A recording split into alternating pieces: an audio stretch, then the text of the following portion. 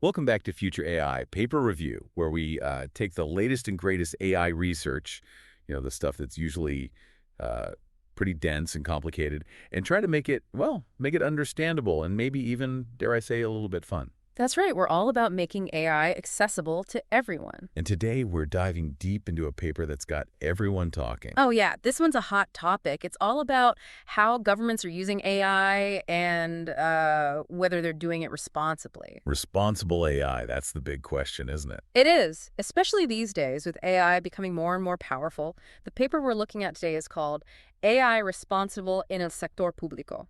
Lecciones y Recomendaciones. Okay, for those of us who don't speak Spanish, that translates to Responsible AI in the public sector, lessons and recommendations. Catchy, right? straight to the point. So who's behind this research? This comes from a partnership between Washington Technology Solutions, they go by WaTech, and UC Berkeley. WaTech and UC Berkeley, a pretty powerful duo. What exactly are they looking at? Well, they're examining how governments are using AI, the potential benefits, the potential risks, and most importantly, how to ensure that it's being used responsibly. So are they finding that governments are, in fact, using AI responsibly? Well, that's the million-dollar question. The research actually starts with a kind of a historical overview of how AI has been creeping into the public sector. It's not a new phenomenon. So when did governments start flirting with AI? They trace it back to the mid-2000s.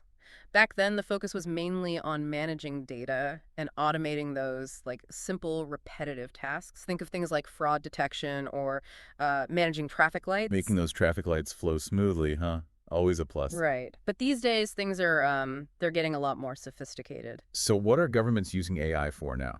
Everything from engaging with citizens to managing infrastructure, heck, even responding to public health crises. Remember the COVID-19 pandemic? Yeah, AI played a role there too.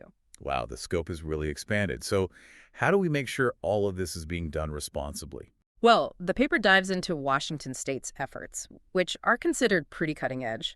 They've got this thing called Executive Order 2401, which lays out a framework for developing and using AI responsibly. And it's got a big focus on generative AI. Generative AI, like ChatGPT, the one that everyone's talking about. Exactly. Washington state isn't just talking the talk either.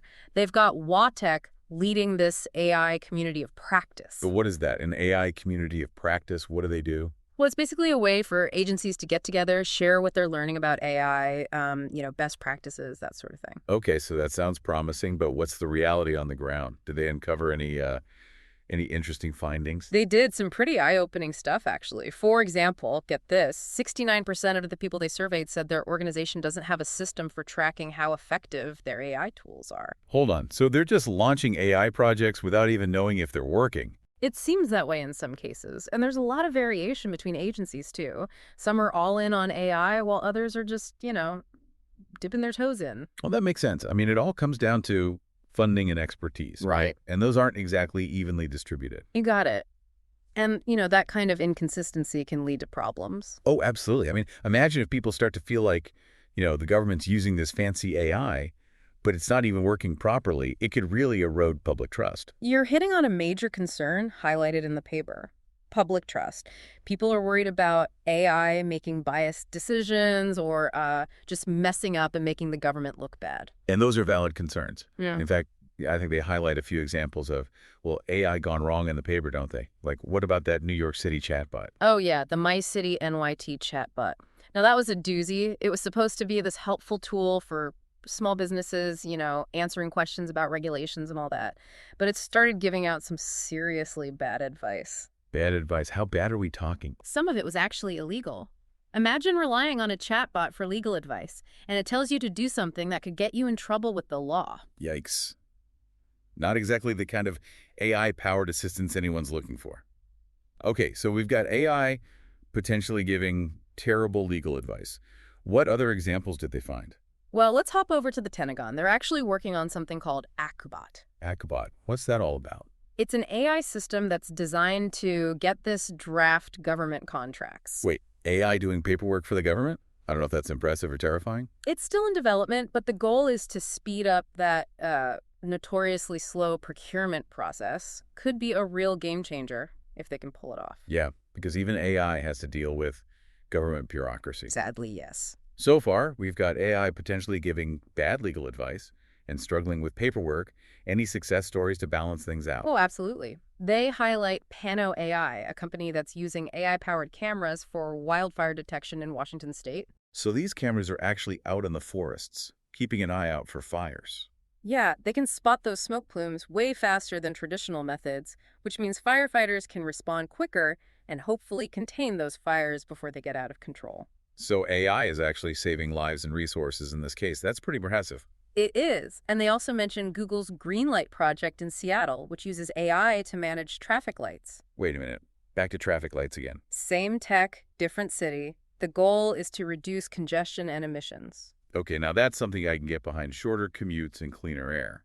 But, these examples also raise a bigger question, don't they? It's not just about what AI can do, it's about what it should do. Exactly. It's not enough to just throw AI at every problem. We need to think carefully about the ethical implications and make sure it's being used responsibly. Responsible AI. I think I see where this is going. Let's unpack that in part 2. That's right, responsible AI. It's more than just a buzzword. It's about making sure this incredibly powerful technology is actually serving humanity. So how do we do that? What does responsible AI actually look like in practice?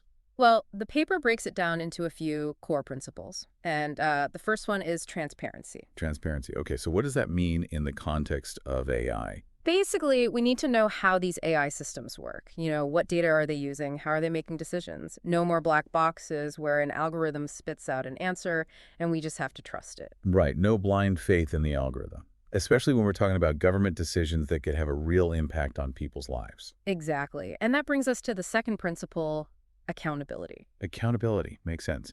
So if an AI system makes a mistake, someone needs to be held responsible. You got it. We can't just shrug and say, oh, the algorithm did it. There have to be real consequences. Right. No passing the buck to the bots. So we've got transparency, accountability. What else? Fairness. AI systems shouldn't be perpetuating existing biases or, discriminating against anyone. Yeah, fairness is huge. But isn't that a tricky one? I mean, algorithms are trained on data, and data can reflect all sorts of societal biases. Absolutely. It's not enough to just say, let's use AI to make things fair. We need to be really careful about the data that's being used and how the AI is designed. Okay, so we've got these principles: transparency, accountability, fairness. But how do we actually put them into practice? It can't just be a bunch of nice-sounding ideas, right? Not at all. The paper outlines some practical strategies for making responsible AI a reality. One of them is conducting what they call ethical AI audits. Ethical AI audits. Okay, I'm listening. What's that all about? Think of it like a safety inspection, but for algorithms. You check for bias, security flaws, any potential problems before you unleash that AI out into the wild. So like a quality control check to make sure the AI is doing what it's supposed to be doing and doing it ethically. I like it. What else? Another big one is continuous training. I mean, the world of AI is changing so quickly, right? So government employees need to stay up to date on the latest developments, the potential risks, all of that. Makes sense. You wouldn't want someone using outdated AI tools or making decisions based on old information. Okay, so ethical AI audits, continuous training, anything else? Yeah, the last strategy they highlight is public engagement. Public engagement. Okay, tell me more about that one. Well, it's all about getting input from citizens, making sure that AI is truly serving the public good. We can't just have tech experts making all the decisions in a vacuum. People need to have a say in how AI is being used in their lives. That's such an important point. AI should be a tool for empowering people, not excluding them. But I've got to ask, is anyone actually doing this? Are there any real-world examples of governments trying to get this right? There are, and that's where things get really interesting. The paper highlights some pretty fascinating examples of governments that are, trying to walk the walk when it comes to responsible AI. Remember how we talked about Washington State being a leader in this area? Yeah, they've got that executive order and the AI community of practice. Well, they've also published this really detailed strategic plan for implementing AI across all state agencies. So they're not just talking about responsible AI, they're actually putting it into action. That's great. What's their approach? Well, they're taking a kind of a phased approach, starting with some pilot projects to test the waters and then gradually scaling up the initiatives that are, actually working. And they're really prioritizing collaboration and information sharing between agencies. It makes sense, right? Learn from each other's successes and failures. Avoid reinventing the wheel every time. Exactly. And they're also putting a lot of emphasis on workforce training, making sure that, government employees have the skills and knowledge they need to use AI effectively and ethically, of course. Yeah. Invest in your people. Yeah. That's smart. What about other states? Is anyone else doing anything notable? California is another one that's been making waves. They've been really grappling with the unique challenges of generative AI. Generative AI, like ChatGPT. Exactly. And they've actually issued an executive order that's specifically focused on Gene AI. Wow. An entire executive order just for Gene AI. That's pretty serious. What does it cover? All sorts of stuff. It mandates things like risk assessments before you can even deploy a Gene AI system, specialized procurement guidelines, even dedicated training for state employees. They're not taking any chances. That's really proactive. Yeah. It's like they're saying, we know Gene AI is powerful, but it's also potentially risky, so let's put some safeguards in place right from the start. Exactly. And get this, they've even created a whole Gen AI toolkit for state agencies. It's a fantastic resource for anyone who's working in this space. Okay, so we've got Washington State focusing on responsible AI implementation and California tackling the specific challenges of Gene AI. It sounds like we're starting to see some real progress in this area. But what about the bigger picture? Where do we go from here? That's the million-dollar question. And to answer it, I think we need to zoom out a bit and think about the future of AI in government as a whole. The paper wraps up with some pretty thought-provoking recommendations, and I think they're definitely worth exploring. Okay, I'm all ears. Give me the highlights. Well, first up, they stress the need for stronger data privacy protections. Makes sense. We can't just let AI run wild with our personal information. Right. Our fundamental rights need to be protected, even in the age of algorithms. Absolutely. Privacy should be a non-negotiable, especially when we're talking about the government using AI. What else do they recommend? They also call for stricter procurement standards for AI systems. Procurement standards. Okay, what do they mean by that? Well, governments need to make sure they're buying AI systems that meet both ethical and technical requirements. No cutting corners or settling for, those cheap, unreliable solutions. Yeah, you definitely don't want to end up with a bargain basement AI that ends up causing more harm than good. What's the last big recommendation? The last one is all about innovation and adaptation. AI is constantly evolving, so our approach to governing it needs to evolve as well. So we need to stay flexible and be prepared to, adjust our course as the technology develops. Exactly. This is a marathon, not a sprint. Well said. It sounds like a challenging but, crucial task. It is. But I think the most important takeaway from all of this is that responsible AI isn't just some, nice to have. It's an absolute necessity. If we want AI to truly benefit society, and the good news is it's achievable. We're already seeing governments taking concrete steps in the right direction. That's encouraging to hear. It feels like we're at a kind of a pivotal moment with AI, and the choices we make now are really going to shape the future. So let's talk about those choices. What role do everyday citizens play in all of this?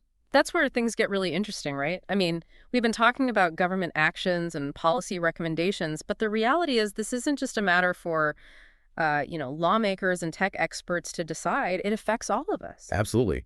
AI is already shaping our lives in countless ways, and that influence is only going to grow. So how can people get involved? What can they actually do to shape the future of AI? Well, I think the first step is just being aware. Understand how AI is being used in your community, what the potential benefits and risks are, what policies are being considered. Knowledge is power. So much to think about. It's clear that responsible AI is, more than just a buzzword. It's a call to action for all of us. Absolutely. It's about ensuring that this incredibly powerful technology, that AI actually serves us, humanity, not the other way around. And the exciting thing is, it's not just theoretical, right? We're seeing real-world examples of governments taking this seriously, trying to get this right. Yeah, for sure. We've been talking about, Washington State with that strategic plan they've got. And California's tackling Gene AI head on. They're really paving the way, showing what's possible. Definitely leading the charge. But it's important to remember, this isn't like a one-size-fits-all situation, is it? No, not at all. The paper really emphasizes that, different levels of government are going to have different roles to play in all of this. It's like like a puzzle where all the pieces have to fit together. Yeah. Right? You've got the federal government setting those big picture guidelines, And then the state and local governments, they're the ones figuring out the specifics. Exactly. And they have to tailor it, to their communities, to their own unique needs. But it's not just about the government either, is it? No, definitely not. We can't forget about, collaboration, working together. Right. We need everyone at the table, the governments, but also tech companies, researchers, even just everyday citizens. We all need to be part of this conversation. Because at the end of the day, this isn't just a tech issue. This is a societal issue. It's about all of us figuring out how we want to live with this technology. Couldn't have said it better myself. The choices we make about AI now, they're going to have a huge impact on our lives, on our future. And so it's absolutely crucial that we're all informed, we're engaged, we're participating in this conversation. So what's the biggest takeaway? What do you hope our listeners walk away thinking about? Well, I really hope they realize that responsible AI, it's not some far-off concept. It's happening right now. It's affecting all of us. And so it's about asking questions, holding our leaders accountable, and demanding that AI is used ethically and that it's used for the benefit of everyone, not just a select few. Well said. It's about making sure that AI is truly a force for good in the world. Exactly. And that's a future worth fighting for. I think that's a perfect note to end on. Thanks for joining us for this deep dive into the world of AI and government. It's been a fascinating conversation. A pleasure, as always. We look forward to seeing you at our next Future AI paper review.